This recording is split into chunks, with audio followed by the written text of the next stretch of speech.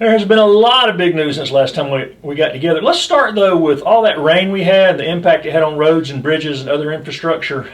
Some areas had, they said, close to 10 inches. How much damage was done to the county, and is there still working on repairs in some areas? We've got just about every road back open. Yes, we had severe damage.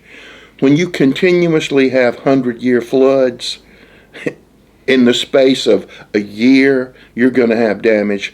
And there's some areas we're already doing pre-engineering. We're going to have to replace some bridges and replace them for the simple fact that they're going to have to be higher. As you know, we've done one, and so we know that we're looking at doing two, especially around Scotts Ferry and Shackelburg, because, I mean, I've been out there when there really was no way for those people to get in and out. So that work has begun, but it didn't begin just because of this. We know that's a problem area. What's with that area? It's just, I mean, it has low spots, and it has a lot of water, there are a lot of hills, and there are a lot of houses over there. And while we have stormwater regulations, you know, stormwater regulations work.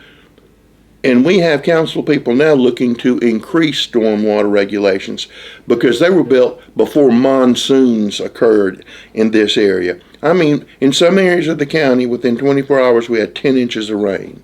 What do you do with 10 inches of rain other than build an ark? And so, but we think this is going to continue. The way I look at it, it quit raining out west, and all the water they used to get, it rains in the east now. Well, are y'all checking all the bridges in the county again? Absolutely. And but we have y'all do a lot of the in-house bridge repair too, right? Yeah, we build our own bridges because we know how to do it. We can do it really good, and we can do it for a lot less money than putting it out to a contractor. What does that do to the budgets? I mean, it's already tight on roads and stuff like that. How does these kind of events affect the budget? Oh, they affect the budget, but what we're hoping with some of the federal money that has been already allocated and the possibility of more, and a lot of that is going to be for roads and bridges, because roads and bridges across the country are deteriorating and they're big ticket items. So we're hoping and positioning ourselves to grab that money the first day it opens. Not, well, we're thinking, we're getting ready, we're pondering about doing that. We need to have plans, boom, let's go. And hopefully we can get Anderson County's fair share. We'll really always like to get more than Anderson County's fair share, and we're pretty good at doing that. What about, was it declared a disaster area up here at all? Any kind of relief from that? Not at this time, no. Not yet? No. But you look, we had 10 inches. But Greenville had around 5, Spartanburg 5, I'm off the top of my head. I mean, it literally sat here. Yeah, it did. I just wondered if the state was going to step in and help at all. This week, County Council approved ATAX funding for a number of organizations around the county and declined to fund some of the others. Can you remind people how this selection process works? Council appoints a committee of citizens. Our staff makes a recommendation to that committee. That committee can say yes, no, change this, increase that, or we don't want to do that at all. After the committee of citizens votes, then it goes to county council, where they also have the chance to change, modify, or redo. And so that's how it is. It's really a 3-step process. And those checks will go out next Wednesday. But there's very specific things that money can be used for, right? Because some people apply for the wrong thing. That's why they don't get money. Well, their criteria and their strict criteria, and you have to fit into that area to get money. And sometimes you say, well, that seems right. No, it doesn't. It doesn't hit that level right there. But some people actually ask for money that's not in the criteria, and they get and they get turned down. But then we try to explain that what you requested doesn't meet what this money can be used for. Kid Venture and Green Pond seem to be the biggest beneficiaries. Kid Venture, hopefully, we're going to have final plans on Kid Venture here shortly because we would like to do something in the spring. I'm talking about playing in the spring. So that ATAX money is really important. ATAX money is really important. ATAX money is real important. But you should also know that because of our tourism activities with Green Pond and other things, our ATAX money is growing in size. And that ATAX, which is on hotels where people stay, we plow that back into things that will bring more people here. And so it's just almost like the better you do with your ATAX, the more your ATAX is going to grow, so the more things that you can do. Well, Glenn Brill mentioned the economic impact next year could top $50 million. Easily. Only about half that amount is coming from Green Pine. To what do you credit this increase? Well, we're going to host the Dixie Youth World Series here. We're going to do the state tournament here. That's going to bring in tons and tons of people because, as I like to say, the events that bring in mom, dad, grandmama, granddaddy, and all the kids and the nephews and the uncles, that's where the bread and butter is. Sports, tourism is where the big money is. That's where it is because all of these people come to see little Johnny or little Sally play their sport. So that's going to be big. They're going to have some wonderful tournaments at the Parker Bowie Complex, and that's going to bring in a whole lot of people from other places. That's going to go on. Plus our usual festivals. We're going to have the Bassmaster Classic at the end of February. They were here this week. They hadn't seen the new amphitheater or the new dock. They went crazy. So we're pretty sure that we're going to continue to get more than our share of Bassmaster events. We just signed up a Bassmaster Collegiate event, and so there's just a whole lot of things going on. Then we also have Clemson football coming back in. There are a whole lot of things that are going to cause us to go over 50. I know we're going to go over 50. The new cross-country facility out on 81 North. Which is a great thing. The county's participating by waiving some fees for the sewer that's going to be out there. But that's also going to be a destination place for events because it's going to be world class, and we're excited to have a small part on that. And we may have a little larger part on that to make sure that happens. The county also just opened a new ADA access point with a dock and kayak launch in Belton, which the city of Belton named after Senator Mike Gambrell, who grew up on that water. Yes. Is the growth of these access points on the Saluda River part of the equation of bringing more visitors in? It absolutely is. We have been working almost going on 13 years now, since I came back this time, is to develop that Saluda River, that blue trail, and it is getting a lot of use. I mean, we have a company now that will put you in and take you out of the Saluda River. That didn't exist. We're working with developers who are looking to do big things on the Saluda River that they're going to do because of the river and because of the increased use of the river. And so we're going to continue to put money towards that and build that up because that's just a water feature is a wonderful thing to have, and we're going to exploit it but also maintain it environmentally. And people forget, you can create a lake. We created Hartwell Lake. Yes. But you can't create a river. No, you can't. Well, you can create a lazy river, but you just go around in a circle. Right. But that's a natural resource that you either have or you don't. You either have or you don't. Cities and towns across the county are also bringing back all their festivals and events, and they're adding a lot of new events as well, from Celebrate Anderson, Spring Jubilee in Pendleton, Spring Water Festival in Williamson, Standpipe in Belton, Depot Days in Ivor, the Chili Cook-Off, and that never-ending series of events in West Pelzer on the strip highway over there. And then next year's promised return of the soiree. The county seems to just be loaded with activity. Does the county itself have any new events in mind for the year ahead?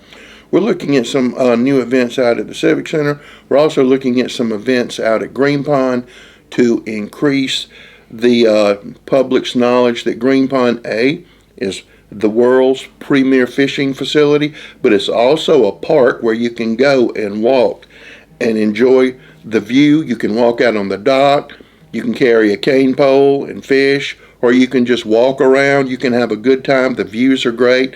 It doesn't cost anything. And so, we're trying to add more things like that. The amphitheater is now completed except for some minor things. Looking to have a concert there. We're looking to encourage other people to have concerts there. I would really like to see a play out there, which I think would be a great setting. If we could do it when it was storming and lightning, we could do the Tempest, and it would be natural. It just worked real good doing that. So that requires some planning. It does require some planning. But those are the things that we're trying to do, and also increase and do some more work out at the Civic Center.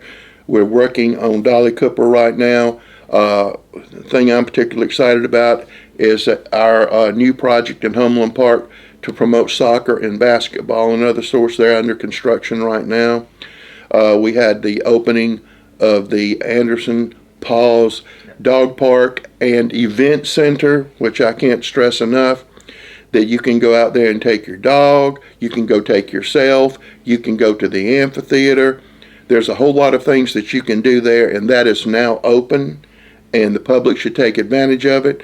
And that is in an area where it might have been a recreation desert, but now there's something going on over there, so we're real happy about that.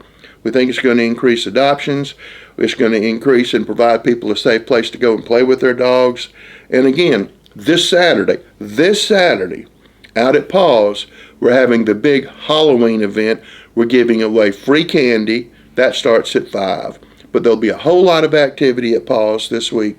This Saturday, the people should come out and take advantage of. Last year... The event starts at 3, I think. Yes, it starts at 3, give out candy at 5. But last year we probably had close to 2,000 people, and we may top that mark this year. We hope so, because it's going to be fun, it's going to be beautiful weather, and everybody should come. Is anybody considering a name for the dog park? Or not at this point in time. would the right donor come along and get a name for the Well, the dog park has a very, very, very substantial donor who wishes to remain nameless. We don't want to call it the Nameless Dog Park. And we don't want to call it, we can't tell you whose name it is, dog park. Right. But they gave a tremendous amount of money to make that happen. And people that don't know you, you're a big pet lover and yes. Big animal. You got lots of animals. Yes. You plan on using the dog park out there? Possibly, but right now I'm running a place for elderly animals because my dog is getting older, and Dabo, the boss cat, is the oldest cat, so they're currently being in geriatric care. But we have senior care. Yeah, but we have youngsters coming up right behind them. And what could be one of the biggest news stories of the year, the old Equinox mill property has been purchased by the M. Peters Group and slated for cleanup. Fixing to be purchased. We've had a first reading. We have to have 2 more readings. Right, but barring some really strange. Yes. Because they're already poking around out there to see what they need to do. Yes, they are. Why was this group chosen? Is there a similar project track record? They're doing the development up in Newry. They are well financed. They have a great track record. We put it out for the public to bid on. They were the only ones who decided to do that because that's really their area of expertise. As you know right now, there's an old water tower with the bottom out of it over there and 8,000 tons of bricks. The people who had it before trashed it. They took everything valuable and sold it like they always do. And it's an LLC. There's nobody to sue because they have no assets. So we paid that crook $50,000, which was cheaper than going to court. And now we're going to sell it and make about $30,000 profit. But that is wonderful, good expense for the taxpayer. But they're going to put apartments and townhomes, and they're going to put a park over there, and it's going to be some beautiful. Retail, I think. And they'll have some retail over there. And if you notice in that neighborhood, there's some people moving in that neighborhood now and fixing up some of those houses right now. And I know that because I rode through all those streets yesterday. And I think this would pop that even more, anchor that side. And I know that there are other people looking at doing some mill development in Anderson County. And I think that's going to show the way.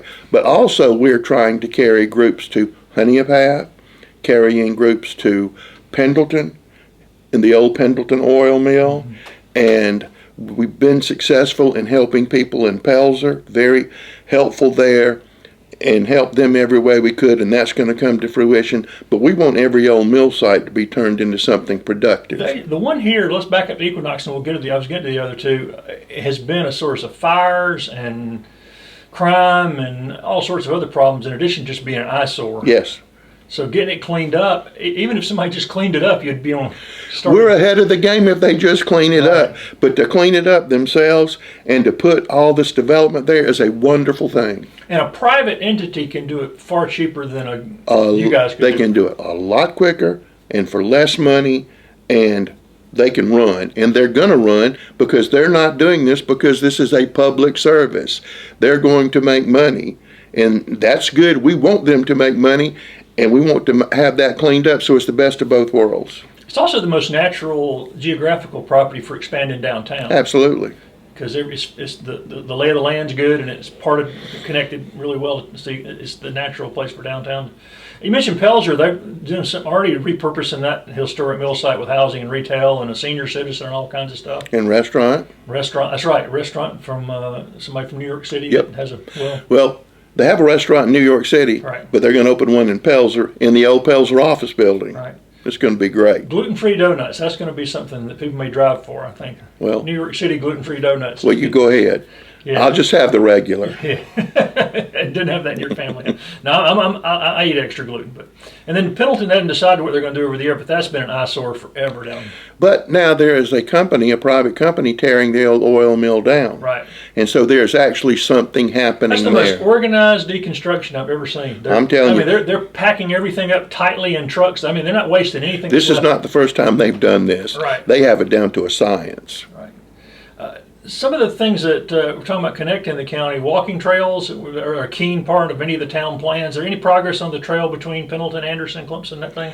Still waiting to have that meeting with those two towns. I know the mayor of Clemson's very interested in it. I know the city of Anderson's interested in it. We're interested in the city of Anderson developing their trail program in the city, which I know they're going to do great and wonderful things, and they already are doing it. But the connector trail to the Civic Center into 81, if you go to the movie theater out there, you can see where they're building that bridge, and you can That's see. what's taking so much time. And that bridge is taking a whole lot of time, but that's on track, and that's going to be wonderful. They've actually cut in a tiny little piece of gravel on the other end. They haven't done anything else over the yet. Yes. Will that connect to the city trails too when it's Yes. finished? So you'll be able to really get all over the city while You'll walking. be able to go everywhere, anywhere. And you touched on these earlier, but what are the update on projects at Dolly Cooper and Wellington Park? Well, Wellington right now, they're down there right now putting in that soccer/basketball facility, and it's going to be wonderful. And a young man here in Anderson spearheaded this. It was his idea. He brought it to us. We jumped in, got some grant money, and we think it's going to be a wonderful project in that area. But you have a lot going on in Humboldt Park. We tore down the last structure on the Viva site yesterday, and we're hauling that away. What used to be a mound of nasty, dirty, filthy mosquito tires, if you go down there, it looks like a pretty field. And now when we tear that building down and get that gone, it will just be a very pretty place, which will never be developed for anything. We're just going to leave it just like that. And that building came down yesterday. The county participated in helping develop the fire department. In essence, we did a lot of paving and grading down there. The county also went down there and did the tree removal and everything for the new Homeland Park Water Department. We have also worked with the Homeland Park Fire Department to help them attract private money to help them do what they're doing. And so we have a lot of things going on in the Homeland Park area, and we will continue to have more things going on in the Homeland Park area.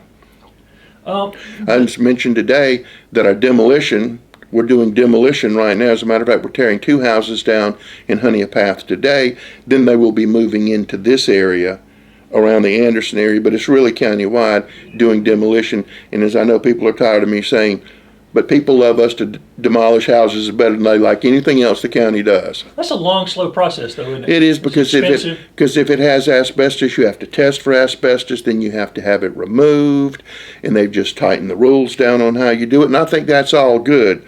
But we were knocking them out for $2,500 a piece. We're not knocking them out for $2,500 a piece.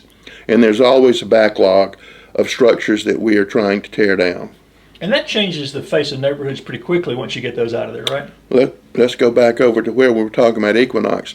We did some selective demolition over there, and it has worked wonderfully well. Now we're trying to find good quality developers to go into some of those lots that we own to get them to build something new and affordable over there.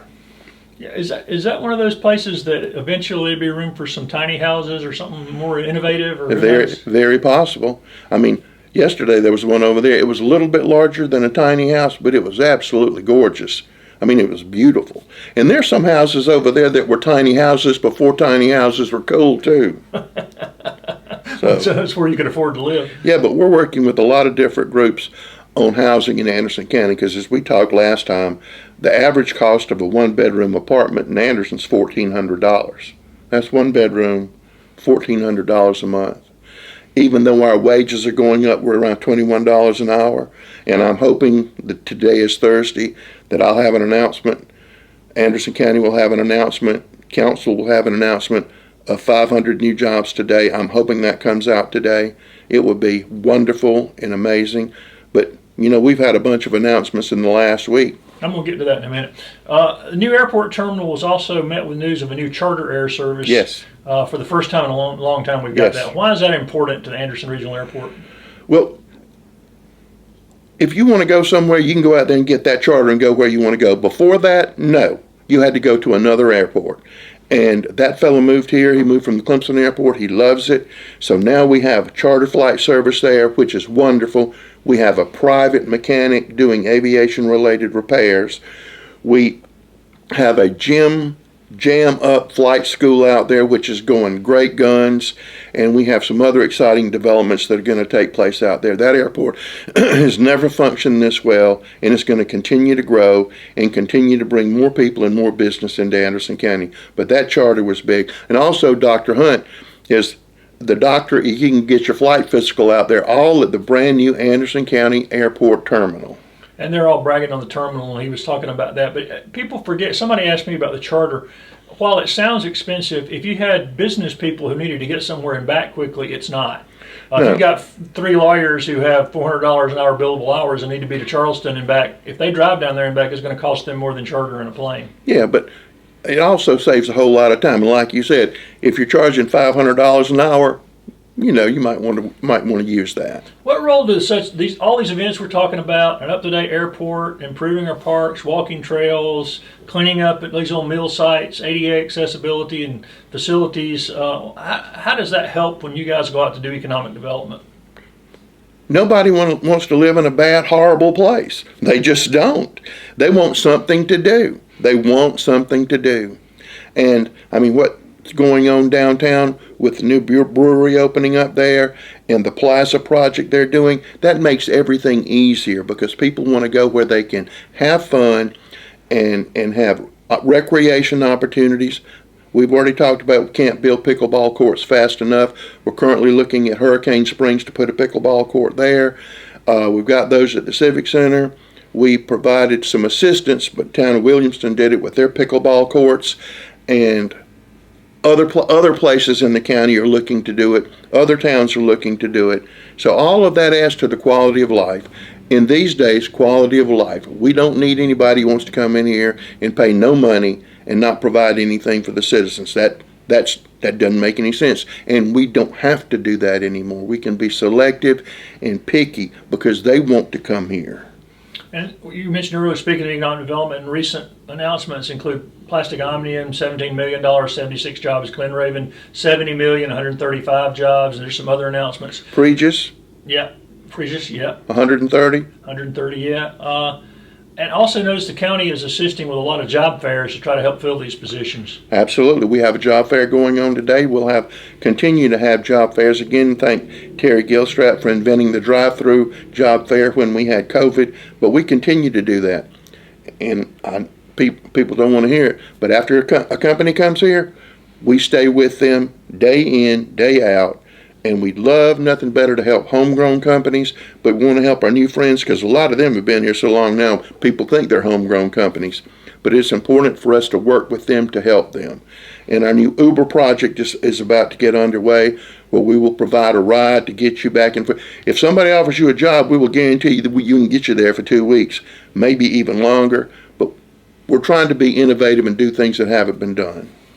And that workforce will develop people who can then get their own cars and provide. I mean, it's a developmental thing. It's not just a ride. It's a developmental thing, and it's not a giveaway. If you don't have a car and you can't get to a good job, you're not going to the job.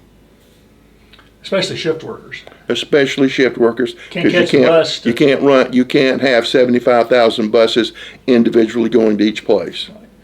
Shifting gears a little bit, it's been almost 2 months now since the launch of the unified countywide EMS system. What's the latest update? How's it going? What are the challenges still facing? It has been going on the QRV side. It has been going wonderfully well.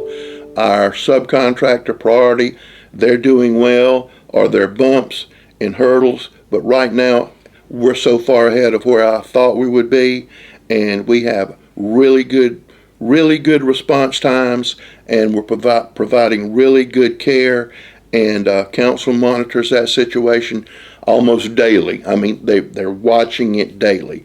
And so far so good, but we want to have the best. And I can already tell you that other counties are coming to us to say, what are y'all doing? Why'd y'all think of that? How's this working out? So I think it's good. But those are QRVs with the ANMED colors. They're very distinctive. You can see those. And there's paramedic in there. You know, there are 3 levels. There's a EMT, EMTA, and paramedics. And those people are county employees, and they are dedicated, and they're working well. We're about to open, hopefully next week, have the grand opening of the new Townville station right there at the interstate, where the majority of the calls come in. So we're excited about that. Has the county figured out how to spend the $39 million from the American Rescue Act? What they can use it for? What we're hoping to do is spend a lot of that on infrastructure that will pay dividends for the future, and like running a sewer line to exit 14 and taking care of some problems that we have. But not only are we going to take care of those because it's going to create economic opportunity, but it's also going to clean up the environment. People never remember that. They say, well, you're putting in a sewer line. Yeah, and we're reducing the number of septic tanks, and on exit 14 we're beginning knocking out a bunch of old dilapidated sewer treatment plants that are going into Lake Hartwell. So it's good for economic development, it's good for the environment, so that's what we're trying to do, and that's what council's pushing us to do. Will some of it be used for broadband, maybe, issues? Oh, we are working on broadband every day. It's not going as fast as we would like it, but they're about to unleash tons of money. We're going to be having another meeting. The county is authorized a study to tell us where we have broadband, and you know, some areas they say you have broadband, you don't have broadband. And a lot of that is gamesmanship on major players. We're hooking our star to a large degree working with Western Carolina Telephone and Blue Ridge Electric because they are going to be providing service in their service areas. And council is very strong on broadband. They want us to do this. We've met with all the superintendents, and as soon as that money starts trickling down, and it's a lot of money, and a lot of it's going to go directly to the broadband providers, but in some cases, we're going to have to kind of help them out a little bit with some of this stimulus money. But also, we have received a grant, which we're hoping to put the final touches on to increase broadband in the LaFrance area. And we just need some more signatures from citizens, so we're working on that. Well, the first question people ask when they start to buy a house is, does it have broadband? And you better be careful when they tell you it has broadband. Absolutely. Because it may very well have broadband, and it'll take you 22 minutes just to get anything loaded up. So, right. No, that's not true. But broadband now is the same as water, sewer, and electricity.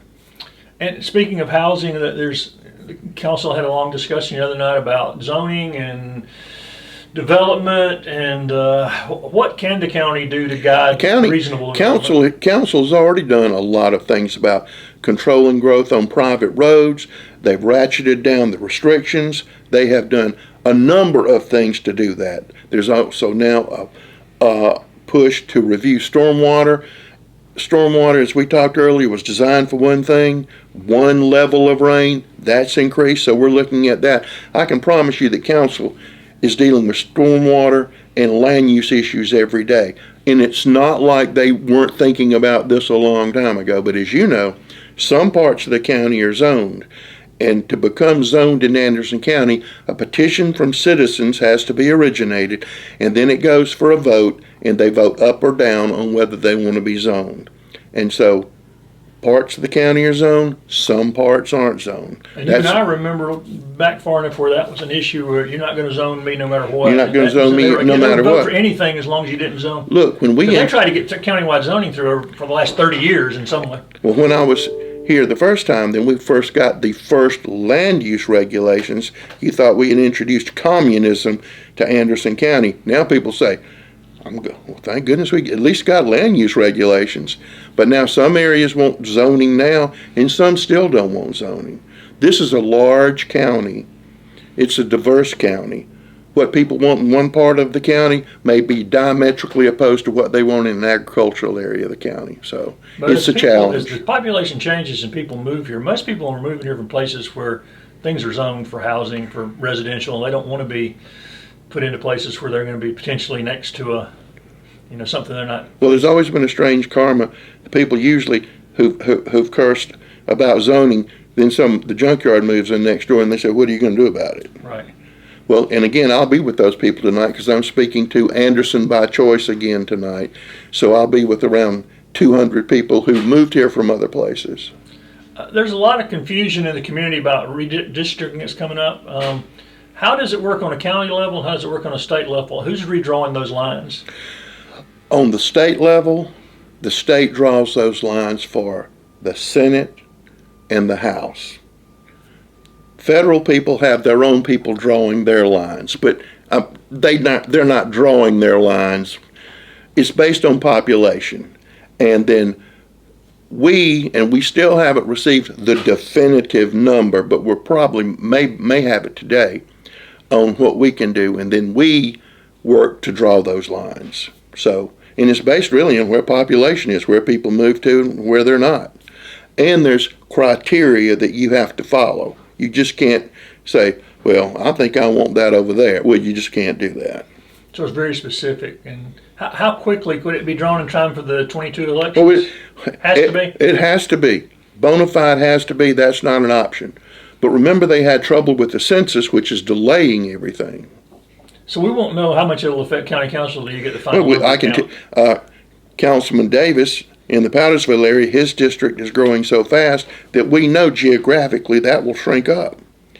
And what will it do with house lines? We know that's going to have some impact on that. It's going to affect Senate lines. I mean, just looking at from a statewide basis, below Columbia and above Charleston, that place is destitute of population. You're going to have Senate districts down there that are going to be multi-county. Up here, you've got a lot of growth, so what are you going to do? And it's all done scientifically and all of that stuff. Yeah, and sometimes if you're the number one guy, you might get a little more. Depends on what scientist you're talking about. Yeah. Another issue moving in the last part of the year is Anderson County's partnership with AIM to distribute funds for those being evicted. Now the moratorium over there getting slammed requests for help. They've already given out $2 million, have another $4 million. What's the latest you've heard on the demand? Is like almost overwhelming at this point. I think it's about $2.5 million. As a matter of fact, we had so many people apply. If you think of a straw, we couldn't get all of the water in the straw. I understand they were applying and calling, trying to do both versions. Yeah, and so a temporary slowdown so we could take care of the people already in the pipeline. But the money's going out. It's good for the people. It's good for the landlords. It's good for the local economy. It comes from a federal program. I think they're doing a remarkable job, in addition to doing all the other remarkable things they do. So we're very pleased with it. And I know some people say, well, I didn't get my thing right away. Well, yeah, that's one other thing that I was just going to mention, in my memory anyway, on Saturday, this past Saturday, they had a city-county-wide law enforcement appreciation. Yes. And it was a cooperative effort between a city councilman and a county councilman. That's fairly unusual over the last number of years. Is that? No, not really. Really? Not really. I can't remember two guys working together that closely. Well. And they're planning more things. Yeah, but we work very well with the city. I'm not saying working with the city. I'm just talking about individual council members. Yeah, well, those are young leaders, and they're real big on law enforcement, and they're real big on working together, and it was a wonderful event. I think they raised a lot of money. They had a lot of sponsors, and I think that's wonderful. I think that is good for Anderson County. It's good for the Sheriff's Foundation. It's good for the Police Foundation. So those things like that, we all need to be working together, not opposed to each other. We can disagree politely and get on with business. Our council wants to work with everybody because our county council, and they say this, if you live in the city, you're still a citizen of Anderson County. And if you look at people from all over the county, what says Anderson County to a lot of people? This courthouse that we're in right now, that's the unifying thing. This courthouse, not who's sitting in it or anything like that. It's an architectural landmark, which we're fixing to spend $1 million on. Finally, that we're going to be that. But construction has been so bad, we couldn't even rent a lift to get up and do some of the work. So hopefully we'll be banging around next week on that. And there's no substitute for communication to friendship. So when you got two people who are friends that are No, you can talk. Right. Any update on planting grass in the elephant pen? Is it possible to plant some grass and have some parking until development's finalized? We're not going to have parking there, but we have moved the African pygmy elephants to a secure location, and we're getting in the process to put grass back there because it's not time, it's not right, and when they want to move the Empire State Building to Anderson, I want to be ready for them. How long will it take to get the grass in there? Do we know? Not long. So since we got construction across the street from the courthouse, going to be more construction back there soon. Yeah. So just get ready for tractors. So we'll all park at Equinox. All right, in less than 2 weeks, boxes will be unpacked, and in less than 30 days, the Anderson County Christmas tree will be alight on the square. Yes. The unofficial lighting is for November 20th. That's for Thanksgiving week. Yep. That's per county tradition. Yep. And the official tree lighting December 3rd. Any new lights, ornaments, or decorations this year? Yeah. But again, what I'm very excited about is a special guest appearance by the Pelzer Light people. I think that's going to be awesome.